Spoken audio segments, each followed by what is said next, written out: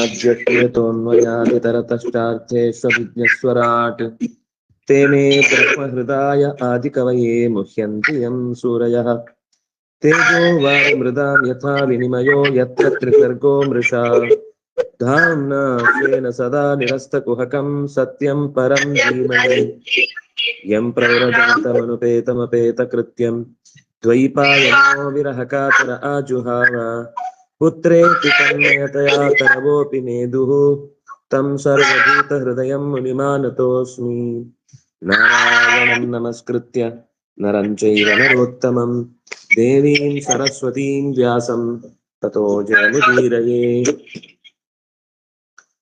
स्वस्तिस्तु सतां हरिः ओम्।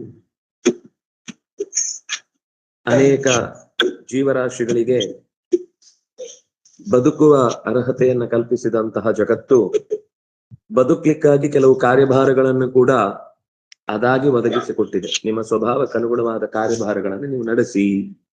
ಆಪತ್ತು ಬಂದಾಗ ಮಾತ್ರ ಕೆಲವೊಂದು ಸರ್ತಿ ಬೇರೆ ಬೇರೆ ರೀತಿಯ ಚಟುವಟಿಕೆಯಲ್ಲಿ ತೊಡಗಬೇಕಾಗತ್ತೆ. ಆದ್ರೆ ಸಾಧ್ಯವಾದಷ್ಟು ನಾವು ನಮ್ಗೆ ಹೊರಿಸಿದ ಜವಾಬ್ದಾರಿಯಲ್ಲಿ ನೆಲೆಸುವುದು ಅನ್ನೋದು ಆನಂದಮಯ ಅನ್ನೋದು ಒಂದು. ಎರಡನೇದು, ಅದರಿಂದ ಇತರರಿಗೂ ಕೂಡ ಕಷ್ಟವಾಗದ ರೀತಿಯಲ್ಲಿ ಬದುಕನ್ನು ನಡೆಸುವುದು ಸುಲಭ ಆಗುತ್ತೆ ಅನ್ನೋದು ಇಷ್ಟನ್ನ ಹೇಳಿದ್ರು. ಸ್ವವೃತ್ತಿ ನೀಚ ಸೇವನಂ ಅಂತ ಅನ್ನೋದನ್ನ ನಿರೂಪಿಸಿದ್ರು. ತನಗಿಂತ ಯೋಗ್ಯತೆಯಲ್ಲಿ ಅಥವಾ ಗುಣದಲ್ಲಿ ಅತ್ಯಂತ ಹೀನನಾದವನ ಸೇವೆ ಮಾಡಿ ಅವನ ಕೈ ಬೇಡಿ ನಮ್ಮ ಜೀವನವನ್ನ ಹೊಟ್ಟೆ ಹೊರೆಯುವುದಕ್ಕಾಗಿ ನಡೆಸುವುದಕ್ಕೆ ಅವನ ಹತ್ರ ಕೈ ಚಾಚುವುದು ಅನ್ನೋದು ಬೇಡ. ಇದು ಯಾರೇ ಆದ್ರೂ ಸರಿ, ಅವ್ರಿವ್ರು ಅಂತಲ್ಲ. ಅದರಲ್ಲಿ ವಿಶೇಷವಾಗಿ ವಿಪ್ರ ಮತ್ತು ರಾಜನ್ಯ ಅದನ್ನ ಆದಷ್ಟು ವರ್ಜಯೇತ್ತಾಂ ಸದಾ ವಿಪ್ರಃ ರಾಜನ್ಯಸ್ಯ ಜುಗುಪ್ಸಿತಂ ಸರ್ವದೇವಮಯೋ ವಿಪ್ರಃ ಸರ್ವವೇದಮಯೋ ವಿಪ್ರಃ ಸರ್ವದೇವಮಯೋ ನೃಪಃ. ತಾಂ ಸ್ವವೃತ್ತಿಯನ್ನ ಸದಾ ಯಾವತ್ತಿಗೂ ಕೂಡ ವಿಪ್ರಃ ವಿಪ್ರನು ವರ್ಜಯೇತ್, ಅವನ ಅರ್ಹತೆಗಿಂತ ಕೀಳಾದ ಮಂದಿಯಲ್ಲಿ ಎಂದೂ ಕೂಡ ಆತ ವೃತ್ತಿಯನ್ನ ನಡೆಸಿ ಬದುಕನ್ನ ಹೀನ ಸ್ಥಿತಿಗೆ ಕೊಂಡೊಯ್ಯುವಂತಹ ದುಸ್ಥಿತಿಗೆ ಬರಬಾರದು. ಅವನಂತಹ ಕಷ್ಟಗಳು ಏನೇ ಇದ್ದಾಗ್ಲೂ ಕೂಡ ಅದರಿಂದ ಆಚೆಗೆ ತನ್ನ ಬದುಕನ್ನ ರೂಪಿಸಿಕೊಳ್ಬೇಕು ಅನ್ನೋದನ್ನ ಹೇಳಿದ್ರು. ರಾಜನ್ಯಶ್ಚ, ಒಬ್ಬ ಅಧಿಕಾರದಲ್ಲಿ ಹೇಳಿ ಹೇಳಿ ಕಟ್ ಕಟ್ ಕಟ್ ಆಗ್ತಿದೆ. ಈಗ ಕೇಳಿಸ್ತಿದ್ಯಾ? ಈಗ ಕೇಳಿಸ್ತು?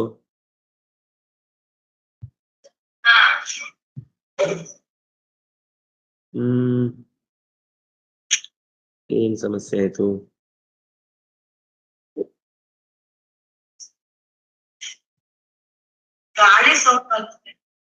ಏನು ಗಾಳಿ ಸೌಂಡಾ? ಒಂದ್ ನಿಮಿಷ.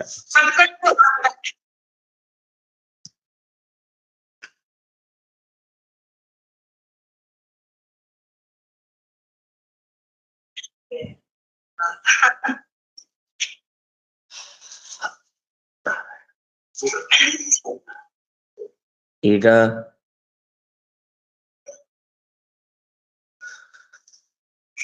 ಕೇಳಿಸ್ತಾ ಇದೆ. ಅದು ಶಕ್ಯ ಆಗುತ್ತೆ. ವರ್ಜಯೇತ್ತಾಂ ಸದಾ ವಿಪ್ರೋ ರಾಜನ್ಯಸ್ಯ ಜುಗುಪ್ಸಿತಾಂ ಸರ್ವವೇದಮಯೋ ವಿಪ್ರ ಸರ್ವದೇವಮಯೋ ನೃಪ. ಮನುಷ್ಯನ ಕಾರ್ಯಭಾರದ ಒತ್ತಾಸೆಯಾಗಿ ಒಂದು ಎಚ್ಚರವನ್ನು ಕೊಟ್ರು, ಗಮನಿಸ್ಬೇಕು ಅಂತ. ಎಂದಿಗೂ ಕೂಡ ನೀಚ ವೃತ್ತಿಯನ್ನ ರಾಜನಾದವನು ಮತ್ತು ಅಧ್ಯಯನಶೀಲ ಒಪ್ಕೊಳ್ಬಾರ್ದು. ಅದು ತುಂಬಾ ಮರ್ಯಾದೆಯಿಂದ ಆ ಕರ್ತವ್ಯವನ್ನು ನಿರ್ವಹಿಸಬೇಕಾದದ್ದಾದ್ರಿಂದ ಉಳಿದವರಿಗೆ ಅದು ಅನಿವಾರ್ಯವಾಗಿ ಹೊಟ್ಟೆಪಾಡಿನ ಅನಿವಾರ್ಯತೆ ಇದ್ದಾಗ ಆಪದ್ವೃತ್ತಿಯಾಗಿ ಅದನ್ನ ಆಶ್ರಯಿಸಬಹುದು ಅನ್ನೋದನ್ನ ಹೇಳಿದ್ರು.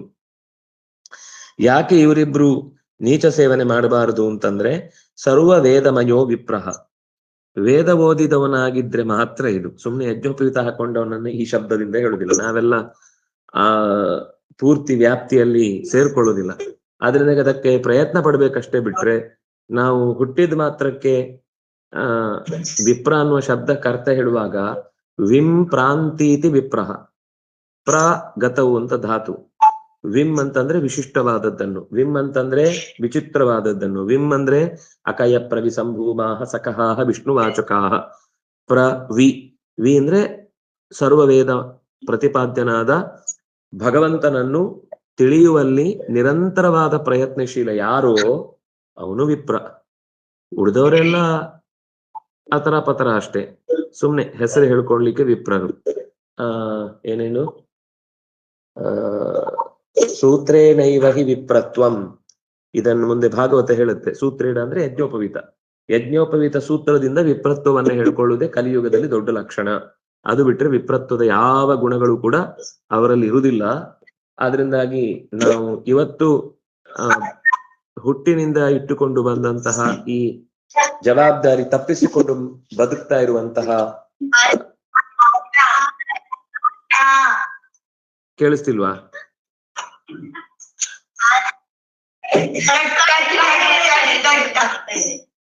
ಕಟ್ಟು ಕಟ್ಟು ಆಗ್ತಾ ಇದೆ. ಯಾಕೆ ಆಗ್ತಿದೆ ಹೀಗೆ?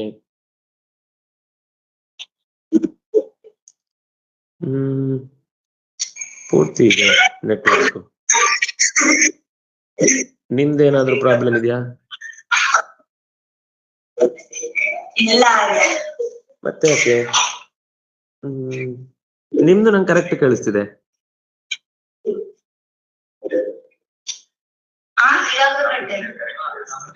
ನಿಮ್ದು ಹೌದು, ಸರಿ. ಕಿವಿ ಕೊಟ್ಟು ಕೇಳಿ.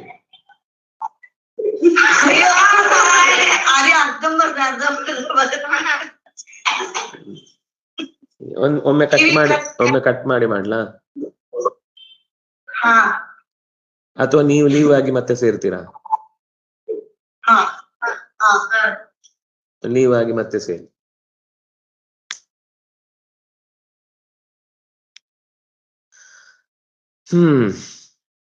ಈ ವೃತ್ತಿಯ ವಿಷಯದಲ್ಲಿ ಎಷ್ಟೆಲ್ಲ ವಿವರಣೆಗಳನ್ನ ಕೊಟ್ಟಿದ್ದಾರೆ ಅನ್ನೋದನ್ನು ನೋಡಿದಾಗ ಒಂದು ಸಾಮಾಜಿಕ ವ್ಯವಸ್ಥೆಯನ್ನ ಹೇಗೆ ಸುಭದ್ರಗೊಳಿಸಬೇಕು ಅನ್ನುವ ಕಾಳಜಿ ವೇದವ್ಯಾಸರಿಗೆ, ಪುರಾಣಕಾರರಿಗೆ, ಆ ಕಾಲದ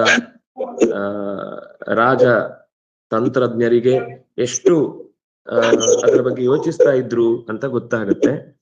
ಸರ್ವದೇವ ಮಯೋ ನೃಪಃ, ಎಲ್ಲ ವೇದಗಳಿಂದ ತುಂಬಿದವನು ವಿಪ್ರನಾದರೆ ಎಲ್ಲ ದೇವತೆಗಳನ್ನು ತನ್ನೊಳಗೆ ಸೇರಿಸಿಕೊಂಡವನು ನೃಪ.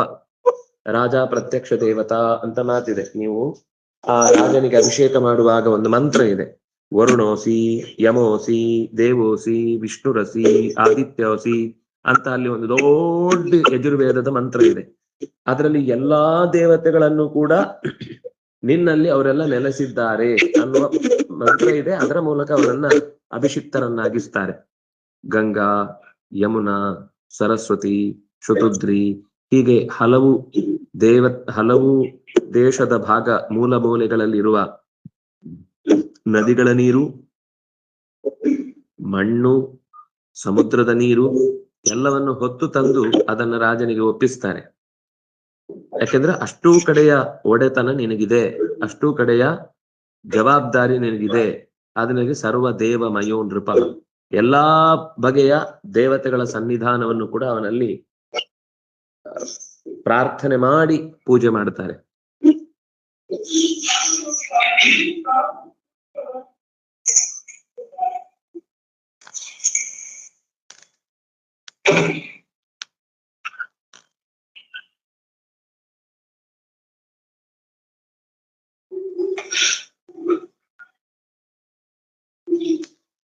ಆನಂತರ ಶಮೋದಮಸ್ತಪ ಶೌಚಂ ಸಂತೋಷ ಕ್ಷಾಂತಿರಾರ್ಜವಂ ದಾನಂ ದಯಾಚ್ಯುತಾತ್ಮತ್ವಂ ಸತ್ಯಂ ಚ ಬ್ರಹ್ಮಲಕ್ಷಣಂ. ಮತ್ತೆ ಕೆಲವು ವಿಶೇಷ ಗುಣಗಳನ್ನ ನಮ್ಮಲ್ಲಿ ಇರಬೇಕಾದ್ದನ್ನ ಹೇಳ್ತಾರೆ. ಶಮ ಅಂದ್ರೆ ಸಮಾಧಾನ ಬುದ್ಧಿ ಮತ್ತು ಭಗವಂತನಲ್ಲಿ ನಿಷ್ಠೆ.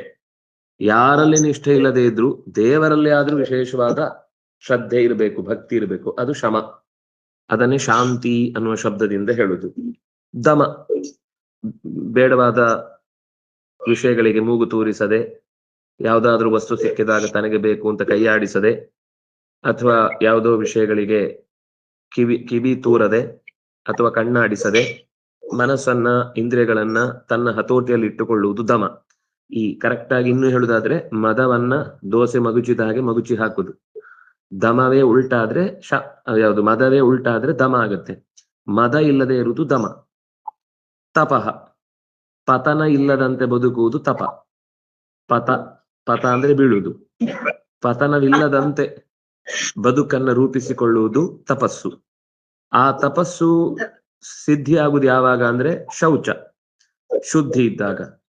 ಆ ಶೌಚಕ್ಕೆ ಸಹಾಯಕವಾದದ್ದು ಸಂತೋಷ. ಸಂತೋಷ ಅಂದ್ರೆ ಆತ್ಮತೃಪ್ತಿ. ಸಿಕ್ಕಿತಾ ಇವತ್ತು, ಇಷ್ಟರಲ್ಲೇ ತೃಪ್ತಿ. ಇನ್ನೂ ಬೇಕಿತ್ತು, ಅವ್ರ ತಟ್ಟೆಗೆ ಬಿದ್ದಿದ್ ನೋಡುದು, ಅಯ್ಯೋ ಅದು ಸಿಗ್ಲಿಲ್ಲ. ಏನೋ ನೈವೇದ್ಯಕ್ಕೆ 5-6 ಬಗೆ ಮಾಡಿರ್ತಾರೆ, ಎಲ್ರಿಗೂ ಒಂದೊಂದು ತುಂಡು ಬೀಳುತ್ತೆ. ನಂಗೆ ಪೂರಿ ಬಿತ್ತು, ನಂಗೆ ದೋಸೆ ಬೀಳ್ಬೇಕಿತ್ತು, ಅಥವಾ ನನಗೆ ಚಕ್ಕುಲಿ ಬೇಕಿತ್ತು, ನನಗೆ ಕೋಡ್ಬಳೆವಿತ್ತು. ಎರಡು ಹಿಟ್ಟು ಒಂದೇ, ಏಕಂ ಸದ್ವಿಪ್ರಾಹ ಬಹುಧಾ ವದಂತಿ. ಆದ್ರೆ ಹಿಟ್ಟನ್ನು 2 ಹಿಟ್ಟು ಒಂದೇ, ಅದನ್ನ ಸ್ವಲ್ಪ ಬೇರೆ ಅಚ್ಚಲ್ಲಿ ಹಾಕಿ ಮಾಡಿದಾಗ ಅದು ಒಂದು ಚಕ್ಕುಲಿ ಆಯ್ತು, ಇನ್ನೊಂದು ಕೋಡ್ಬಳೆ ಆಯ್ತು ಅಷ್ಟೇ. ಹಠ, ನನಗೆ ಇದೇ ಬೇಕಿತ್ತು ಅಂದ್ರೆ ತೃಪ್ತಿಯೇ ಇಲ್ಲ. ಸಂತೋಷ ಅಂತ ಅನ್ನೋದು ಬಹಳ ಒಂದು ಅದ್ಭುತವಾದ ಸಂಗತಿ. ಅದು ಒಂದಿದ್ರೆ ಉಂಟಲ್ಲ, ಜೀವನದಲ್ಲಿ ಏನ್ ಕಷ್ಟ ಬಂದ್ರು ನಮ್ಗೆ ಅದು ಕಷ್ಟ ಅಂತ ಅನ್ಸುದಿಲ್ಲ. ಯಾಕೆಂದ್ರೆ ಯಾವುದೋ ಒಂದು ರೀತಿಯಲ್ಲಿ ಅವನನ್ನ ತೃಪ್ತಿ ಆ ಕಷ್ಟದ ಕಡೆಗೆ ಅವನನ್ನ ಕಣ್ಣು ಹಾಯಿಸದಂತೆ ಅವನನ್ನ ಆನಂದವಾಗಿಡುತ್ತೆ. ಅಯ್ಯೋ ಕಷ್ಟ ಯಾರಿಗಿಲ್ಲ ಬಿಡಿ. ಎಷ್ಟೋ ಸಲ ಆಶ್ಚರ್ಯ ಆಗುದು, ವೇದಾಂತ ಓದದವರಿಗಿಂತ ಅವರು ಹೆಚ್ಚು ನೆಮ್ಮದಿಯಾಗಿರ್ತಾರೆ. ಅವ್ರ ಹತ್ರ ಕೇಳಿದ್ರೆ ಅಯ್ಯ ಬಿಡ್ರಿ, ಇಂಥದ್ ಬರ್ತಾನೆ ಇರುತ್ತೆ, ಇಂಥದ್ ಎಷ್ಟು ನೋಡಿಲ್ಲ ನಾವು. ಈ ಜೀವನದಲ್ಲಿ ಯಾವಾಗ್ಲೂ ಬರ್ತಾ ಇರುತ್ತೆ. ನಮ್ಗೇನೆ ಒಬ್ರಿಗೆ ಕಷ್ಟ ಬರುದಾ? ಅವ್ರು ಹೇಳ್ತಾರೆ ನೋಡಿ, ಹಸುಗಳಿಗೆ ಇಷ್ಟು ರೋಗ ಬರುತ್ತೆ, ಅವುಗಳಿಗೆ ಹೇಳ್ಕೊಳಿಕ್ ಬಾಯಿಲ್ಲ. ನಮ್ಮನೇಲಿ ಯಾವ್ದಾವ್ದೋ ಪ್ರಾಣಿಗಳಿರ್ತವೆ, ಅವುಗಳಿಗೆಲ್ಲ ಏನೇನೋ ತೊಂದರೆ ಆಗುತ್ತವ, ಆಸ್ಪತ್ರೆ ಹೋಗ್ತಾವ. ದೇವ್ರು ಇಟ್ಟಷ್ಟು ದಿವಸ ಸುಖವಾಗಿರ್ಬೇಕಷ್ಟೇ. ಇವತ್ ಸಿಕ್ತಾ ಗಂಜಿ, ಸಂತೋಷವಾಗಿ ಗಂಜಿ ಚಪ್ಪರಿಸಿ ಕುಡಿಬೇಕು. ನಾಳೆ ಸಿಕ್ತಾ ಪಂಚಭಕ್ಷ ಪರಮಾನ್ನ, ಅದನ್ನು ಆನಂದವಾಗಿ ಮೆದ್ದು ರುಚಿ ಗ್ರಹಿಸಿ ಸ್ವೀಕಾರ ಮಾಡ್ಬೇಕು. ಈ ಪಂಚಭಕ್ಷ ಪರಮಾನ್ನ ಸಿಕ್ಕಿದಾಗ್ಲೂ ಅದರಲ್ಲಿ ಅಯ್ಯೋ ಪಾಯಸಕ್ಕೆ ಸ್ವಲ್ಪ ಸಕ್ಕರೆನೇ ಹಾಕಿಲ್ಲ ಅನ್ಸುತ್ತೆ ಅಂತ ಎಲ್ಲ ಸ್ವೀಟ್ ತಿಂದು ಅವ್ಯವಸ್ಥೆಗೆ ಪಾಯಸ ಸಪ್ಪೆ ಆಗಿರುತ್ತೆ. ಮೊದ್ಲಿದ್ದೆಲ್ಲ ತಿಂದು ಆದ್ರೆ ಅದನ್ನ ತಿಂದಿದ್ರದ ಕಾರಣ ಅಂತ ಗೊತ್ತಿಲ್ಲದೆ ಕೊನೆಗೆ ಅದನ್ನೇ ಬೈಕೊಂಡು ಎಲ್ಲ ಚೆನ್ನಾಗಿದ್ರು, ನಂಗೆ ಪಾಯಸನೇ ತುಂಬಾ ಇಷ್ಟ. ಮೊದ್ಲು ತಿನ್ನುವಾಗ ಎಲ್ಲ ತಿಂದು ಬಿಟ್ಟಿದ್ದೇನೆ ಮೂಗಿನ ತನಕ, ಆಮೇಲೆ ನಂಗೆ ಪಾಯಸನೇ ಇಷ್ಟ, ಅದೇ ಕೆಟ್ಟ ಹೋಗ್ಬಿಟ್ಟಿದೆ, ಬೇರೆ ಎಲ್ಲ ಇದ್ದೇನು ಉಪಯೋಗ ಅಂತ ಅದಕ್ಕೂ ಬೈಕೊಂಡು ಕೊಡ್ತಾನೆ. ನೋಡಿ ಸಂತೋಷ ಎಲ್ಲಿದೆ ಹೇಳಿ? ಗಂಜಿ ಕುಡ್ದವನು ಆನಂದವಾಗಿ ಅದನ್ನು ಚಪ್ಪರಿಸಿ ಕುಡಿತಾನೆ, ಅವನು ಎಷ್ಟು ತೃಪ್ತನಾಗಿರ್ತಾನೆ ಅಂದ್ರೆ ಅವನಿಗೆ ಇನ್ನೇನು ಬೇಡ ಜಗತ್ನಲ್ಲಿ ಅಂತ ಅನ್ಸೋ ಹಾಗಿರುತ್ತೆ. ಯಾಕಂದ್ರೆ ಸರಿಯಾದ ಒಂದು ಬೇಯಿಸಿದ ಗಂಜಿಗೆ ಒಂಚೂರು ತೆಂಗಿನ ಎಣ್ಣೆ ಹಾಕಿ ಅದಕ್ಕೊಂದು ಮಿಡಿ ಉಪ್ಪಿನಕಾಯಿ ಸಿಕ್ಕಿ ಜೊತೆಗೆ ಒಂಚೂರು ಉಪ್ಪಿದ್ದು ಕಲಸಿ ತಿಂದ್ರೆ ಅದು ಸ್ವರ್ಗದ ಬಾಗಿಲಿಗೆ ಬೆಂಕಿ ಇಟ್ಟ ಹಾಗೆ, ಅಷ್ಟು ಒಳ್ಳೆ ರುಚಿ ಅದು. ಆ ರುಚಿಯನ್ನ ಗ್ರಹಿಸುವುದು ಬಿಟ್ಟು ಅಯ್ಯೋ ನಮ್ಗೆ ಅದಿಲ್ಲ ಇದಿಲ್ಲ ಅಂತ ಪಂಚಭಕ್ಷ ಪಲಾವ್ ಅದೇನೇನು ಮಣ್ಣು ಮಸಿ ಎಲ್ಲ ಇದೆಯಲ್ಲ, ಹೆಸರು ಹೇಳಿದ್ರೆ ವಿಚಿತ್ರ ಅನ್ಸುವಂಥದ್ದು, ಅದನ್ನೆಲ್ಲ ಹಾಕೊಂಡು ತಿಂದು ಆ ಹೆಸರಿನಿಂದ ಖುಷಿ. ಆ ಹೆಸರು ಏನು ಅಂತ ಅರ್ಥ ಗೊತ್ತಾದ್ರೆ ಮತ್ತೊಮ್ಮೆ ತಿನ್ಲಿಕ್ಕೆ ಮನಸ್ಸು ಬರಬಾರದು. ಆದ್ರೂ ಹಾಗೆ ಹೇಳಿ ಅದ್ರಲ್ಲಿ ಮತ್ತೆ ವೆಜ್ ಪಲಾವ್. ಪಲಾವ್ ಅಂದ್ರೇನೆ ಮಾಂಸದ ಅವಲಕ್ಕಿ, ಸಸ್ಯಾಹಾರಿ ಮಾಂಸದ ಅವಲಕ್ಕಿ ಅಂತ ಮತ್ತೆ ಅದನ್ನ ತರ್ಜುಮೆ ಮಾಡಿ ಆನಂದ ಪಡುದು. ಇದೆಲ್ಲ ಯಾವತ್ತೂ ವಸ್ತುಗಳಲ್ಲಿ ನಮಗೆ ಅದರ ಮಿತಿ ಏನು ಅಂತ ಗೊತ್ತಿಲ್ಲದೆ ಇದ್ದಾಗ ಅದು ತೃಪ್ತಿಯನ್ನು ಕೊಡುವುದೇ ಇಲ್ಲ. ಸರಿ, ಸಂತೋಷ, ಕ್ಷಾಂತಿ. ಕ್ಷಾಂತಿ ಅಂದ್ರೆ ಸಹನೆ. ಒಂದು ಚೂರು ಕಷ್ಟ ಬಂದಾಗ ಹಲ್ಲು ಔಡುಗಚ್ಚಿ, ಕೆಲವರಿಗೆ ಚೂರು ಗಾಯ ಆಗುತ್ತೆ, ಗಾಯ ಆದ ತಕ್ಷಣ ಬಂದು ನೋಡಿ ಗುರುಗಳೇ ಗಾಯ ಆಗಿದೆ, ಹೌದಪ್ಪ ನೋಯ್ತಾ ಇದೆ, ಹೌದಪ್ಪ ನೋಯುತ್ತೆ, ಸ್ವಲ್ಪ ಹೊತ್ತಿರುತ್ತೆ. ಗಾಯ ಆದ್ಮೇಲೆ ನೋಯ್ಯದೆ, ಅದು ಮದ್ದು ಹಾಕಿದ ತಕ್ಷಣ ನೋವು ಪರಿಹಾರ ಆಗಿ ರಕ್ತ ನಿಂತು ಹೋಗಿ ಗಾಯ ಮಾಯಿ ಅದು ಹೊಲಿಗೆ ಹಾಕಿ ಎಲ್ಲ ತೆಗೆದಿಟ್ಟ ಹಾಗೆ ಮಾಡ್ಲಿಕ್ಕೇನು ಸಿಮೆಂಟ್ ಹಾಕಿ ಮುಚ್ಚಿದ ಹಾಗ? ದೇಹದಲ್ಲಿ ತಾನ ಕೂಡ್ಬೇಕದು. ಆದ್ರೆ ಸಹನೆ ಇರುವುದಿಲ್ಲ. ಕೆಲವರಿಗೆ ಊಟ ಹಾಕಿರ್ತಾರೆ, ಅಲ್ಲೊಂದು ಕೃಷ್ಣಾರ್ಪಣೆ ಹೇಳಿ ಕೈಗೆ ತೀರ್ಥ ಹಾಕ್ತಾರೆ ಅನ್ನೋ ತನಕನೂ ಕಾಯ್ಲಿಕ್ಕೆ ಪುರ್ಸುತ್ತಿಲ್ಲ. ಎಲೆಗೆ ಹಾಕಿದ ತಕ್ಷಣ ಎಲೆಯಲ್ಲಿ ಹಾಕೇ ಇಲ್ಲ ಅಂತ ಅವನು ಎಲ್ಲ ಒಮ್ಮೆ ಬಡಿಸಿ ಹೋದವನೇ ಈ ಎಲೆಗೆ ಹಾಕಿಲ್ಲ, ಅದು ಹಾಕಿಲ್ಲ ಅಲ್ಲ ರೀ, ಅವ್ರು ಹಾಕಿದ್ದೆಲ್ಲ ಹೊಟ್ಟೆಗೆ ಹಾಕೊಂಡಿದ್ದಾರೆ, ನೀವು ಸರಿ ಎಲೆ ನೋಡಿ, ಆಮೇಲೆ ನೋಡಿದ್ರೆ ಗೊತ್ತಾಗುತ್ತೆ, ಬಗ್ಗಿದ್ದೆಲ್ಲ ಬಳದಿದ್ದೆಲ್ಲ ಗೊತ್ತಾಗುತ್ತೆ. ಅಂದ್ರೆ ಆ ರೀತಿ ಒಂದು ಸಹನೆ ಇಲ್ಲ. ಎಲ್ಲರೊಟ್ಟಿಗೆ ಬಂದಾಗ ಎಲ್ಲರೂ ಹಾಗೇ ಇರ್ಬೇಕು. ಅವರು ದೇವರಿಗೆ ಹೆಸರು ಹೇಳಿ ಎಲ್ಲರೂ ದೇವರ ಪ್ರಸಾದ ಅಂತ ತಗೊಳ್ಳುದು. ನಮ್ಗೇನು ಅಂದ್ರೆ ಶಾಸ್ತ್ರದಲ್ಲಿ ಇದೆ, ನಾವು ಊಟಕ್ಕೆ ಕೂಡುವಾಗ ಎಲ್ಲ ಹಾಕಿದ್ಮೇಲೆ ಪ್ರಾರ್ಥನೆ ಮಾಡಿ ಅದನ್ನ ಸ್ವೀಕಾರ ಮಾಡಬೇಕು ಅಂತ. ಆದ್ರೆ ನಮ್ಮಲ್ಲಿ ಏನಾಗುತ್ತೆ ಅಂದ್ರೆ ಅದು ಅಭ್ಯಾಸ ಇಲ್ಲದೆ ಉಳಿದ ಮತೀಯರಲ್ಲಿ ಹಾಗೊಂದು ಅವರು ಎಲ್ಲ ಬೆಂಚಲ್ಲಿ ಕೂತ್ಕೊಂಡು ಕೈ ಮುಕ್ಕೊಂಡು ಒಂದಿಷ್ಟು ಕಲ್ಮನು ಅಥವಾ ಈ ಬೈಬಲ್ 4 ವಾಕ್ಯಗಳನ್ನ ಹೇಳ್ಕೊಂಡು ದೇವರು ನಮ್ಗೆ ಇಂಥದ್ದನ್ನ ಸರ್ವ್ ಮಾಡಿದ್ದಾನೆ ಅನ್ನುವ ಜನರ ಜೊತೆಗೆ ಸೇರ್ಕೊಂಡು ನಿಮ್ಮಲ್ಲೆಲ್ಲ ಎಷ್ಟೆಲ್ಲ ದೇವ್ರಿಗೆ ಪ್ರಾರ್ಥನೆ ಇದೆ, ನಮ್ಮಲ್ಲಿ ಏನೂ ಇಲ್ಲ ಅಲ್ಲ, ನಾವು ಒಂದು ದಿವಸ ಕಲೀಲಿಲ್ಲ. ಅಲ್ಲಿ ಅವರ ಮತದ ಬಗ್ಗೆ ಬಹಳ ಖುಷಿ, ಅವ್ರು ಇದನ್ನೇ ಕಾಯ್ತಿರ್ತಾರೆ. ಒಂಚೂರು ಏನಾದ್ರು ಇಂಥದ್ದು ವೀಕ್ನೆಸ್ ಅಂತ ಗೊತ್ತಾದ ತಕ್ಷಣ ಹಿಡಿದು ಇವರನ್ನ ಚಿತ್ತ ಮಾಡಿ ಬಿಡ್ತಾರೆ. ಕೊನೆಗೆ ಅವರನ್ನೇ ಮತಾಂತರಗೊಳಿಸಿ ಬದುಕನ್ನ ದುರ್ಭರವನ್ನಾಗಿಸಿ ಏನು ಅವರಿಗೆ ತಮ್ಮ ಧರ್ಮದ ಬಗ್ಗೆ ಶ್ರದ್ಧೆಯನ್ನು ಕಳೀತಾರೆ ಅಥವಾ ಕನ್ಫ್ಯೂಷನ್ ನಲ್ಲಿ ಜೀವನವನ್ನು ಕಳ್ಕೊಂಡ್ ಬಿಡ್ತಾರೆ. ಆಮೇಲೆ ಎಲ್ಲ ಒತ್ತಾಯದ ಪ್ರಕಾರಗಳೆಲ್ಲ ಗೊತ್ತೇ ಇದೆ. ಇದೆಲ್ಲ ಯಾವಾಗ ಆಗುತ್ತೆ ಅಂತಂದ್ರೆ ನಮ್ಮ ಬಗ್ಗೆ ನಮಗೆ ಗೊತ್ತಿಲ್ಲದೆ ಹೋದಾಗ. ಮುಂದಿನದ್ದು ಆರ್ಜವ ಅಂತಂದ್ರೆ ನಡೆ ಮತ್ತು ನುಡಿ. ನಾವು ನಡೆಯುವುದು ಮತ್ತು ನಾವು ನುಡಿಯುವುದು ಎರಡೂ ಕೂಡ ನೇರಾನೇರವಾಗಿದ್ರೆ ಅದನ್ನ ಆರ್ಜವ ಅಂತ ಕರೀತಾರೆ.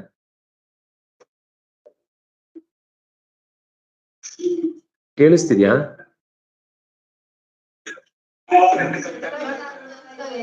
ನಿಮ್ಮ ಮಾತು ನಂಗೆ ಕೇಳಿಸ್ತದೆ. ಹಾ ಸರಿ, ಇಲ್ಲಿಗೆ ಇನ್ನೊಂದು ಸಾಲು ಮಾಡಿ ಮುಗಿಸೋಣ. ಕ್ಷಮ ಅಂದ್ರೆ ತಾನು ಇದೇ ತಪ್ಪು ಮಾಡಿದಾಗ ನನ್ನನ್ನ ನಾನು ಹೇಗೆ ನೋಡ್ತೇನೆ, ಶಿಕ್ಷೆ ಕೊಟ್ಕೊಳ್ತೇನೆ ಅಂತಂದ್ರೆ ಅಷ್ಟು ಶಿಕ್ಷೆಗೆ ಅರ್ಹವಾದದ್ದಾದ್ರೆ ಸರಿ. ಇಲ್ಲ ಅಂದ್ರೆ ಎಲ್ರೂ ತಪ್ಪು ಮಾಡ್ತಾರೆ, ಆ ತಪ್ಪು ಮಾಡಿದಾಗ ಆ ತಪ್ಪಿನಿಂದ ಅವರು ಪಾರಾಗುವುದಕ್ಕೆ ಬೇಕಾಗುವ ರೀತಿಯಲ್ಲಿ ಕೂಡ್ಲೆ ದಡ್ ಅಂತ ಬೈದು ನಾನು ಮನೆಯ ಒಡೆಯ, ನನ್ನ ಮಾತಿನಂತೆ ಎಲ್ರು ಇರ್ಬೇಕು ಅಂತ ಹಠ ಮಾಡಿ ಎಲ್ಲರನ್ನ ಬೈದ್ ಬಿಡುದಲ್ಲ. ತಪ್ಪ ಹೌದಾ ಅಂತ ನೋಡ್ಬೇಕು ಫಸ್ಟ್. ನಮ್ಗೆ ತಪ್ಪು ಅನ್ಸಿರ್ಬೋದು, ಆದ್ರೆ ಅವರ ಉದ್ದೇಶ ಏನೋ ಬೇರೆ ಇರ್ಬೋದು. ಅಥವಾ ಆ ಕೆಲಸ ಮಾಡುವ ಹಿಂದೆ ಇದ್ದ ಉದ್ದೇಶ ಏನು ಅಂತ ಗಮನಿಸ್ಬೇಕು. ಯಾವುದೋ ಒಂದು ಮಗುವಿಗೆ ಗೊತ್ತಿಲ್ಲ, ಹೊಸ ಕಾರ್ ಬಂದಾಗ ಅದ್ರಲ್ಲಿ ಕಲ್ ತೆಗೆದು ಅಪ್ಪ ನಾನು ನಿನ್ನನ್ನು ಪ್ರೀತಿಸುತ್ತೇನೆ ಅಂತ ಬರ್ದಿತ್ತು. ಅಪ್ಪ ಅದನ್ನ ನೋಡೇ ಮೊದ್ಲು ಕೈ ಮುರ್ದ. ಆಸ್ಪತ್ರೆಯಿಂದ 5 ದಿವಸ 6 ದಿವಸ ಆದ್ಮೇಲೆ ಬಂದು ನೋಡ್ತಾನೆ, ಆ ಕಾರಲ್ಲಿ ಅಪ್ಪ ಐ ಲವ್ ಯು ಅಂತಿತ್ತು. ಆ ಪ್ರೀತಿ ಅರ್ಥನೇ ಆಗ್ಲಿಲ್ಲ. ಅವನು ಕೈ ಮುರಿದಿದ್ದು 10 ದಿವಸ ಅದನ್ನು ಒದ್ದಾಡಿಸಿದ್ದು ಇಷ್ಟೇ ಹೊತ್ತು. ಇನ್ನೊಂದು ಜನ್ಮದಲ್ಲೇ ಅದು ಅಪ್ಪ ನನ್ನ ಪ್ರೀತಿ ಮಾಡ್ತೇನೆ ಅಂತ ಹೇಳಲ್ಲ. ಯಾವ ಸಂದರ್ಭದಲ್ಲಿ ಏನು ಯೋಚನೆ ಮಾಡಿ ನಿರ್ಧಾರ ಕೈಗೊಳ್ಬೇಕು ಅಂತ ಅದನ್ನ ಡಿಲೇ ಮಾಡುದಿದೆಯಲ್ಲ, ಕೆಲವು ಶಿಕ್ಷೆ ಕೊಡುವ ವಿಷಯದಲ್ಲಿ ಸ್ವಲ್ಪ ನಿಧಾನ ಮಾಡುದು. ತೀರ ನಿಧಾನ ಅಂತ ಕಾನೂನಿನ ಸಮರದ ಹಾಗೆ ಕೋರ್ಟ್ ನಲ್ಲಿ ಇದ್ದಾಗ 25 ವರ್ಷ 50 ವರ್ಷ ಕ್ಷಮೆ ಮಾಡುದಲ್ಲ. ತಿದ್ದಿಕೊಳ್ಳಿಕ್ಕೆ ಜವಾಬ್ದಾರಿಯುತವಾಗಿ ಅವನನ್ನ ಬದಲಾಯಿಸ್ಲಿಕ್ಕೆ ಬೇಕಾದ ವಾತಾವರಣ ಕಲ್ಪಿಸುವುದು ಅಂತ ಅರ್ಥ. ಬ್ರಹ್ಮಣ್ಯತಾ ಅಧ್ಯಯನಶೀಲತೆ, ನಿರಂತರವಾದ ಏನಂತೇವೆ ಸಂಶೋಧನಾ ದೃಷ್ಟಿ, ಇದು ಬ್ರಹ್ಮಣ್ಯತಾ. ಯಾವುದೇ ಒಂದು ವಿಷಯ ತಿಳ್ಕೊಳ್ಳುವಾಗ ಉತ್ಕೃಷ್ಟವಾದ ರೀತಿಯಲ್ಲಿ ಅದನ್ನು ತಿಳ್ಕೊಳ್ಳುವ ಪ್ರಯತ್ನ ಮಾಡುದು. ಯಾವುದೇ ಕೆಲಸ ಮಾಡಿದಾಗ್ಲೂ ಅದು ಪೂರ್ಣವಾದ ಸ್ಥಿತಿಗೆ ಬರಬೇಕು ಅಂತ ಪ್ರಯತ್ನಿಸುವುದು. ಪ್ರಸಾದ ಅಂದ್ರೆ ಮನಸ್ಸು ಯಾವಾಗ್ಲೂ ಖುಷಿ ಖುಷಿಯಾಗಿರುದು, ನಗನಗುತ್ತಾ ಇರುದು, ಸಂತೋಷವಾಗಿರುದು. ಯಾವುದನ್ನು ಕೂಡ ತಲೆಗೆ ಹಚ್ಚಿಕೊಳ್ಳದೆ ನಡಿಬೇಕಾದ್ ನಡೆಯತ್ತೆ. ಎಲ್ಲವೂ ಕೂಡ ಕಾಲ ನೋಡ್ಕೊಳ್ಳುತ್ತೆ. ಕಾಲಾಯ ತಸ್ಮೈ ನಮಃ ಅಂತ ಅದರ ಜವಾಬ್ದಾರಿಗೆ ಬಿಟ್ಟು ನಮ್ಮ ಪ್ರಯತ್ನದಲ್ಲಿ ಮಾತ್ರ ಏನಾದ್ರೂ ಆಗ್ಬೇಕಿದ್ರೆ ಯೋಚನೆ ಮಾಡ್ತಾ ಮುಂದೆ ಇದು ಭಗವಂತನ ವಶದಲ್ಲಿ ಇದ್ದು ನಡೆಯುವಂಥದ್ದು ನಾನು ತಲೆ ಕೆಡಿಸ್ಕೊಳ್ಬೇಕಾಗಿಲ್ಲ ಅಂತ ತುಂಬಾ ಸಹಜವಾಗಿ ನಡ್ಕೊಳ್ಳುವುದೇನಿದೆ ಅದು ಪ್ರಸನ್ನತೆ. ಮತ್ತೆ ಈ ಜಗತ್ತಲ್ಲಿ ನೋಡಿ ಸಂತೋಷ ಪಡಬೇಕಾದ ವಸ್ತು ಎಷ್ಟಿದೆ ಹೇಳಿ. ನಾವು ನೋಡಿದಷ್ಟು ಪ್ರಪಂಚದಲ್ಲಿರುವ ವಿಷಯಗಳ ಬಗ್ಗೆ ನಾವು ತಿಳಿದು ಮುಗಿಯುವುದಿಲ್ಲ. ಒಂದು ಸಣ್ಣ ಗಿಡ ಇರ್ಬೋದು, ಮರ ಇರ್ಬೋದು, ಹುಳ ಇರ್ಬೋದು, ಹುಪ್ಪಟ್ಟೆ ಇರ್ಬೋದು, ಒಂದು ಯಾವ ಪ್ರಕೃತಿಯಲ್ಲಿರುವ ಪ್ರತಿಯೊಂದು ವಸ್ತುವು ನಮಗೆ ಪ್ರಸನ್ನತೆಯನ್ನು ಕೊಡುವುದಕ್ಕೆ ಬೇಕಿರುವಂತಹ ಗುಣಗಳನ್ನು ಹೊತ್ತು ನಿಂತದ್ದು.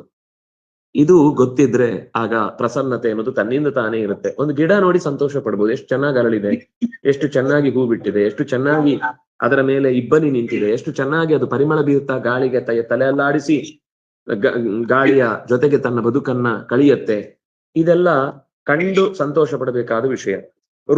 ರಕ್ಷಾ ಇನ್ನೊಬ್ಬನ ಸಹಾಯಕ್ಕೆ ಬರುವಂತಹದ್ದು, ರಕ್ಷಣೆಗೆ ಇಳಿಯುವಂತಹದ್ದು. ಕ್ಷತ್ರ ಲಕ್ಷಣಂ, ಇದಿಷ್ಟು ಸಾರಿ ನಾನು ಉಲ್ಟಾ ಹೇಳಿದೆ. ನಾವು ಕ್ಷಾಂತಿ ರಾಜ್ಯವಂ ಆದ್ಮೇಲೆ ಕೆಳಗಿನ ಶ್ಲೋಕಕ್ಕೆ ಬಂದ್ಬಿಟ್ವಿ ಅಲ್ವಾ? ಹೌದು. ದಾನಂ ದಯಾ ಅಚ್ಯುತಾತ್ಮತ್ವಂ ಸತ್ಯಂಚ ಬ್ರಹ್ಮ ಲಕ್ಷಣಂ. ದಾನಂ ಕೈ ಎತ್ತಿ ಕೊಡುವಿಕೆ, ದಯಾ ಕಷ್ಟದಲ್ಲಿ ಕರಗುವಿಕೆ, ಅಚ್ಯುತಾತ್ಮ ಭಾವಂ ಅಚ್ಯುತಾತ್ಮತ್ವಂ ಚ್ಯುತಿ ಇಲ್ಲದ ಭಗವಂತ ನಮ್ಮಲ್ಲಿ ಅಂತರ್ಯಾಮಿಯಾಗಿ ಇದ್ದು, ಅವನಲ್ಲಿ ಚ್ಯುತಿ ಇಲ್ಲ, ನಾವು ಚ್ಯುತಿ ಮಾಡಿದ್ರು ಆ ಚ್ಯುತಿ ಅನ್ನೋದು ನಮ್ಮ ದೋಷ ಹೊರತು ಭಗವಂತನ ದೋಷ ಅಲ್ಲ. ಅವನು ಕೇವಲ ಪ್ರೇರೇಪಿಸ್ತಾ ಇದ್ದಾನೆ. ಅವನೇ ಅಂತರ್ಯಾಮಿಯಾಗಿ ನಮ್ಮಲ್ಲಿರುವ ಎಲ್ಲ ಕಾರ್ಯಗಳನ್ನ ನಡೆಸಿದ್ರು ಆ ಕಾರ್ಯದ ಕರ್ಮದ ಫಲವನ್ನಾಗ್ಲಿ ಭೋಗವನ್ನಾಗ್ಲಿ ತಪ್ಪನ್ನಾಗ್ಲಿ ಹೊತ್ತುಕೊಳ್ಳದೆ ಕೇವಲ ನಮ್ಮನ್ನು ನಡೆಸ್ತಾ ಇರುವವನು ಅಂತ ಚಿಂತಿಸುವ ಭಾವ ಏನಿದೆ, ಸತ್ಯಂ ಪ್ರಾಮಾಣಿಕತೆ ಏನಿದೆ, ಇದು ಬ್ರಹ್ಮ ಲಕ್ಷಣಂ. ಶೌರ್ಯ ವೀರ್ಯ ಧೃತಿ ತೇಜಸ್ಸು ತ್ಯಾಗ ಆತ್ಮಜಯ ಕ್ಷಮ ಬ್ರಹ್ಮಣ್ಯತ ಪ್ರಸಾದಶ್ಚ ರಕ್ಷಾ ಕ್ಷತ್ರ ಲಕ್ಷಣಂ. ಅದು ಏನು ಅಂತ ಮತ್ತೆ ನಾಳೆಯ ಚಿಂತನೆಯಲ್ಲಿ ಅನುಸಂಧಾನ ಮಾಡೋಣ ಅಂತ ಹೇಳ್ತಾ, ಕಾಯೇನ ವಾಚ ಮನಸೇಂದ್ರಿಯೈರ್ವಾ ಬುದ್ಧ್ಯಾತ್ಮನಾ ವಾ ಅನುಸೃತ ಸ್ವಭಾವ ಕರೋಮಿ ಯದ್ಯತ್